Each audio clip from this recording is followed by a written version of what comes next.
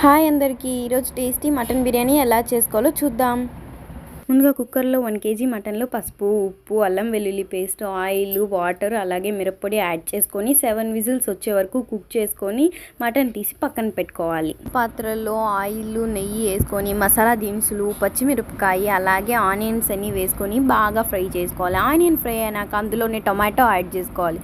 దాంతోపాటు కొత్తిమీర, పుదీనా యాడ్ చేసుకొని బాగా మిక్స్ చేసి అల్లం వెల్లుల్లి పేస్ట్, ముందుగా ఉడికించి పెట్టుకున్న మటన్, మిరప్పొడి, గరం మసాలా, ధనియాల పొడి, మటన్ మసాలా, పెరుగు యాడ్ చేసుకొని బాగా మిక్స్ చేసుకోవాలి.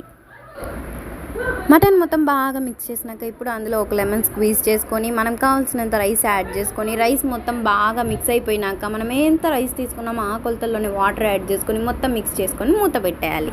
ఒక 20 నిమిషాలు కుక్ అయిన తర్వాత మన టేస్టీ యమ్మీ మటన్ బిర్యానీ రెడీ. నచ్చితే లైక్ చేయండి, సబ్స్క్రైబ్ చేసుకోండి.